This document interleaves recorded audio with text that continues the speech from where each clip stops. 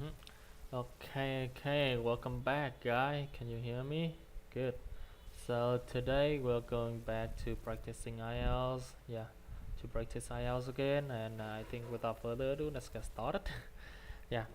So this time will be a little bit different than last time, which means that in the last time we mainly we we just practice about task one, part one in speaking, but this time we will also we will practice part 2 and part 3 in the IELTS speaking. Yeah, let's get started. I'm so excited.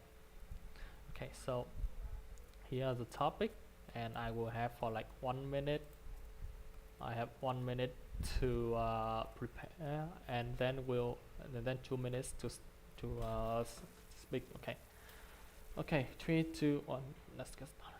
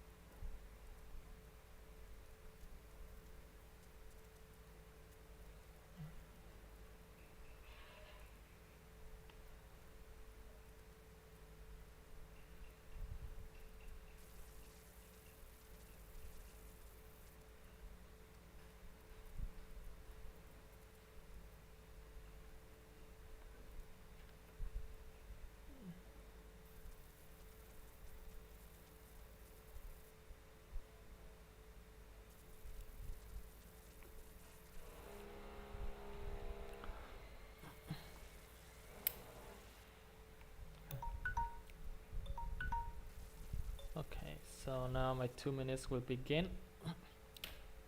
Okay, so today I am going to talk about a no present which is special to me, and that is a smartphone which is a Samsung Galaxy S9 Plus, and this smartphone was first belonged to my uncle. He gave it to me on my birthday for like 10 years, for like 5 years ago.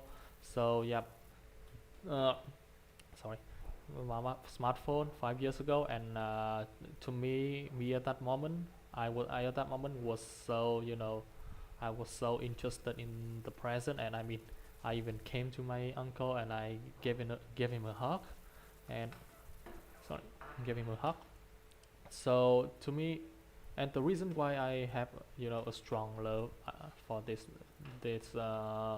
this gift is that I was at that moment I was in grade 12. I was in grade 12, and my parents, they forbidden me for using smartphone, but then I still kept using it. So as a result, my teacher caught I'm using the phone in the class, and she took it from me, and then I lost. I didn't have a phone at that time.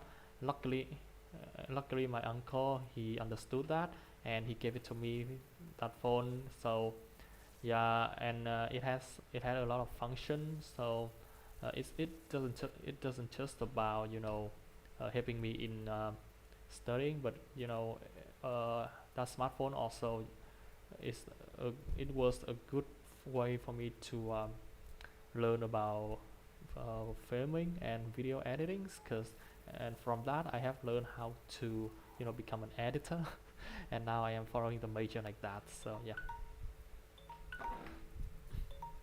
Okay, good. What are some other things that people keep in their family for a long time? Let's see. I would say that is alcohol and wine. Yeah, it might sound a little bit weird, but that's the fact. People often, especially in Vietnam, where people uh, believe that they have a strong belief that wine or alcohol in general, the taste of it will be much better if you keep it for a long time. And when come to my story, my parents, they have a bottle of wine from Russia, and that bottle, it has been for like 10 years old. It had for like 10 years old, and the taste of it, I used to try it once, and it was amazing, and which is the reason why I understand that wine and wine and or maybe alcohol in general, they are often be kept in a family in a long period of time. Mhm. So, in your culture, what sorts of things do people pass down from generation to generation? Interesting question. Could you give me a moment to think about it?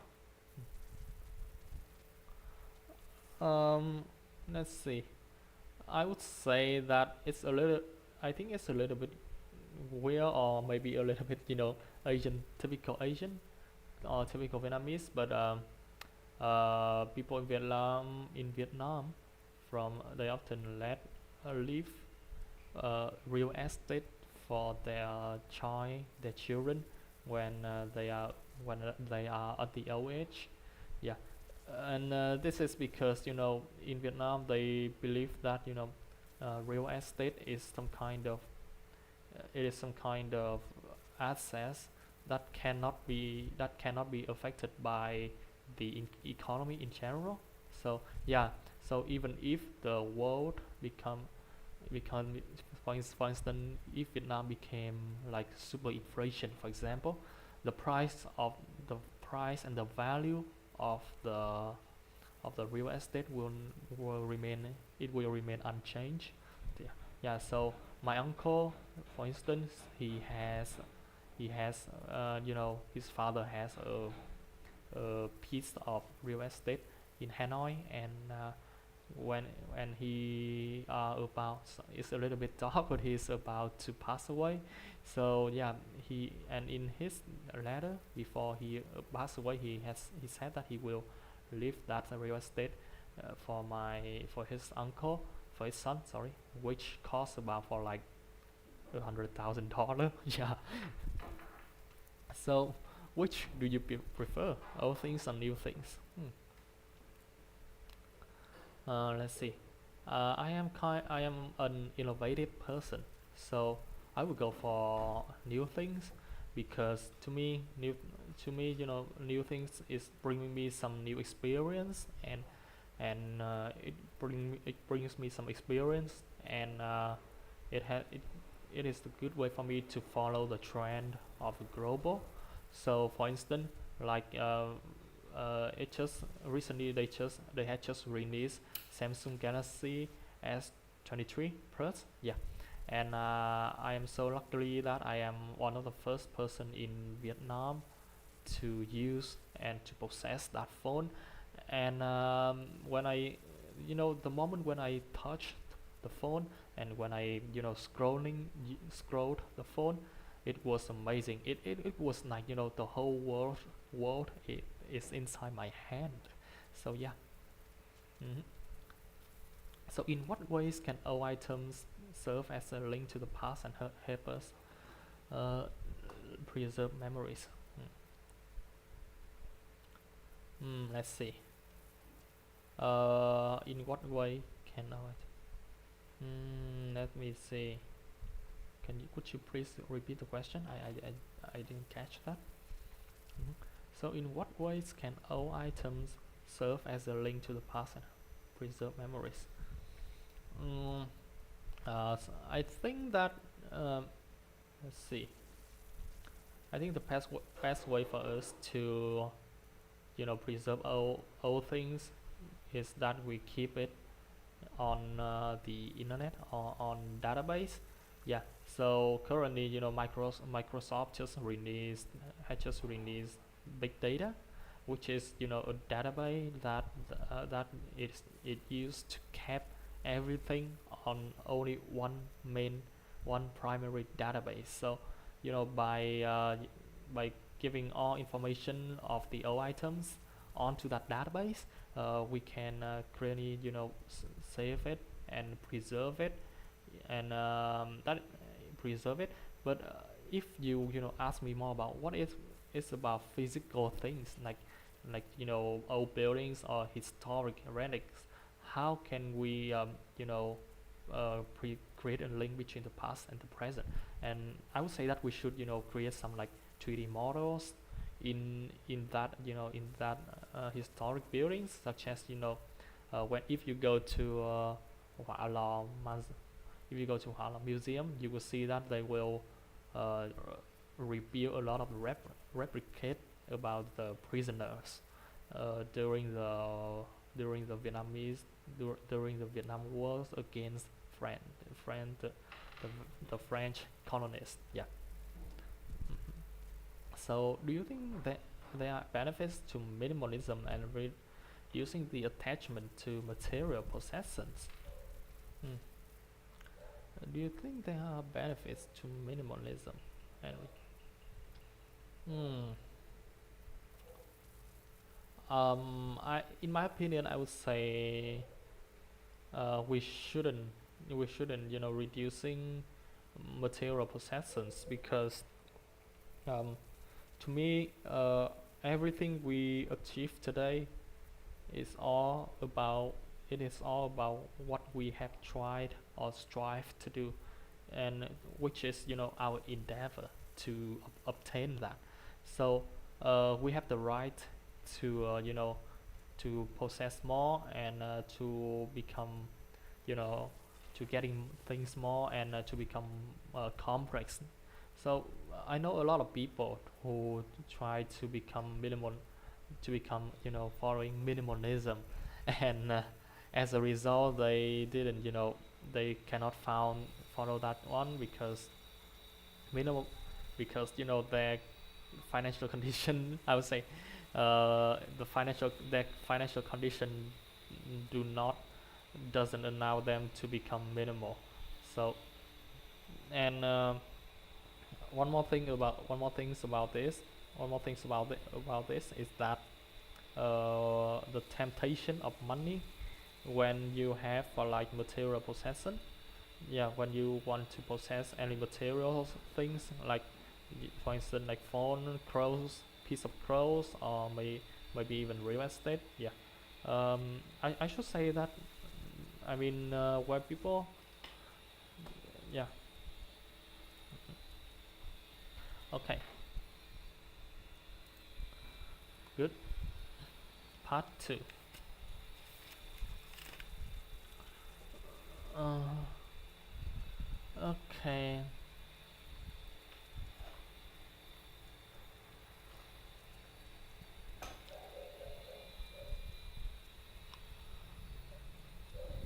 hmm so describe a product you want to buy from a foreign country. Yeah.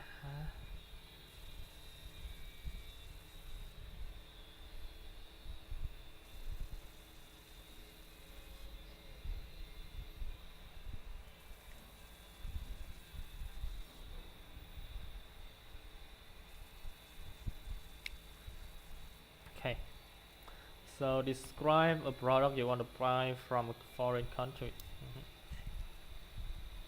Smartphone.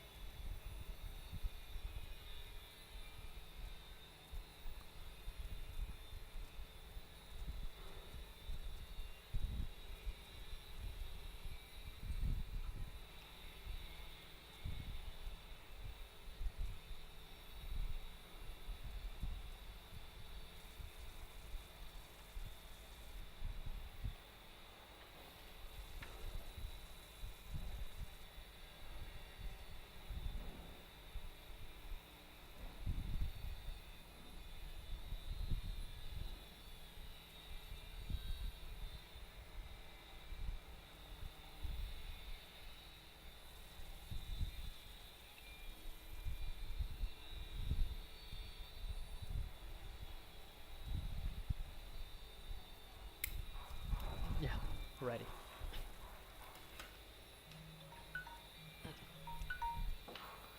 Okay, see. So today I am going to talk about a product that I want to buy from a foreign nation, which is a smartphone. And to be more specific, that is a Samsung Galaxy S24 Plus.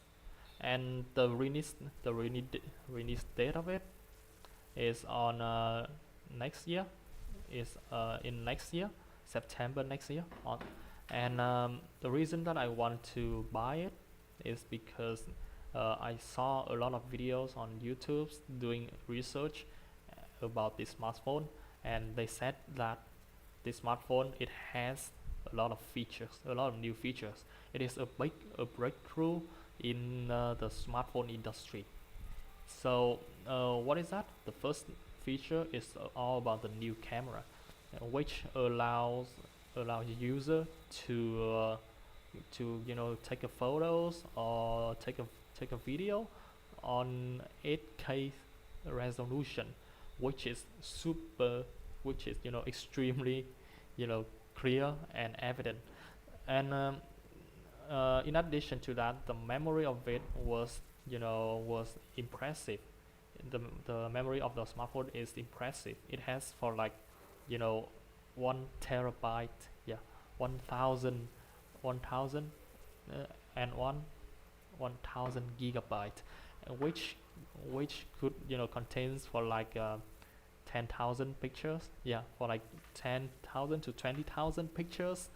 And another features of it is that the screen technology of it is the OLED technology that brings to user a wonderful, an outstanding experience when watching movies or working. Okay. So what do you think about the trend that people buy new items instead of repairing old one? Let's see. Interesting question. In my opinion, everything in my opinion, every coin has two sides. So when it comes to this problem, to this opinion, I would say viewpoint, I would say that on the one hand, buying new items instead of fixing new old ones, it is kind of a waste of resource and it's kind of a bad way to, it is disadvantages to the environment, in which we dispose, sorry, we throw more into trash, and like throw more into trash, and we don't know how to recycle them. For instance, clothing industry will be the perfect example for this, in which especially fast fashion trend, in which people tend to buying thing in trend, and when the new trend and releases, the old one will become in vain. Yeah. So let's just say that, especially in like Zara is a fast fashion trend, in which they, what I still remember that in 2022 they released a kind of T-shirt, and when that T-shirt came out, and the 2021 version, everybody just passed. They don't use it anymore. They turned it into a rack. Yeah. So, and some people, they even burned it, which has released a lot of carbon dioxide to the environment, and leads to an increased amount of people suffering from cardiovascular disease. Yeah. What are the most consumed products in your country? Hmm.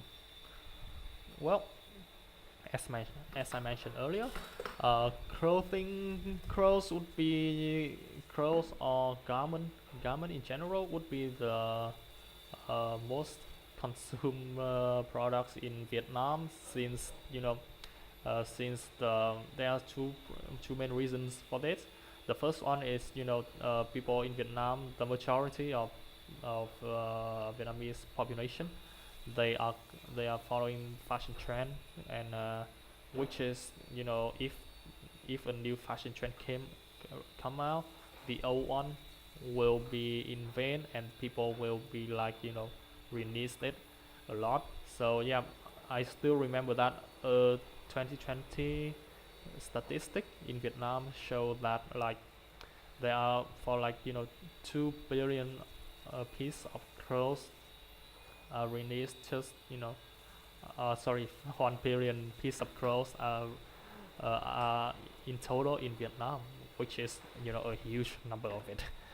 And the second reason for it is because uh, creating a piece of clothes in Vietnam is extremely easy since the government are not strict about this problem, which means that you can even go to the market and tell some shop retailer to create you a piece of clothes, and you get for like and you will receive that piece for like in the next day. Yeah. So why are local products important? Local products. Okay. So to me, local products, it is some kind of like a soul, a heart, or a soul of that area. So as so let's just say that food, for instance, there are a lot of specialty that becoming a brand of that area. Take take Hoi An for example. Sorry, take Hanoi for example. Hanoi is famous for bún chả, for like phở bò, beef pho, yeah.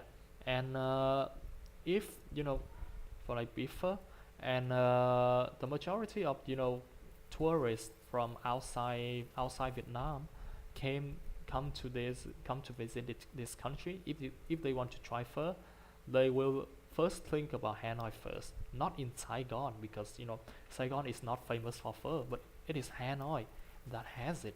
Yeah. So yeah, that's.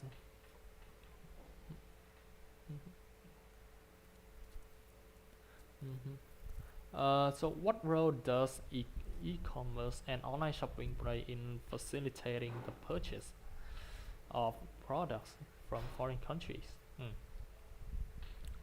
Um, let's see.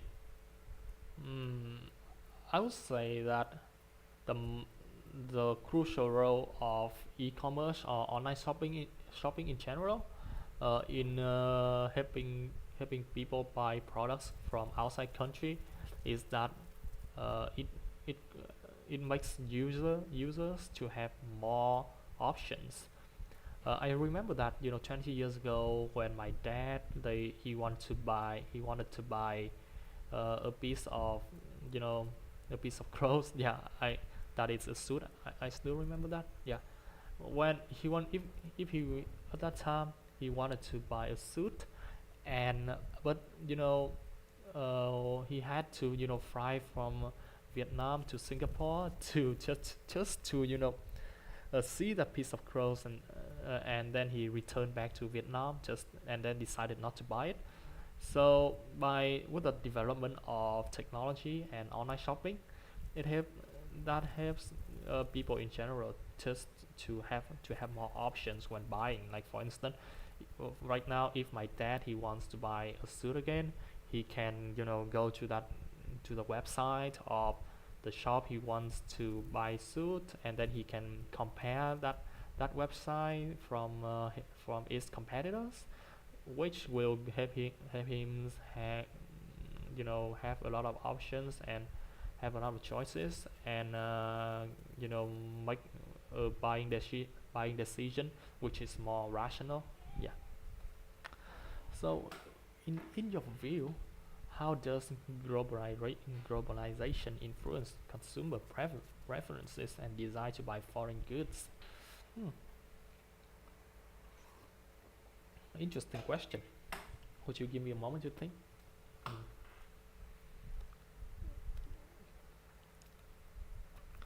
I would say that thanks to globalization, customers now can have in addition to have more options, they can now buy things and products that are that it should be origin to that country. So what does it mean? Let's just say that you want to buy let's just say that you want to buy a bicycle, and you know that Japanese Japanese bicycle is the best and the most durable bicycle on the world.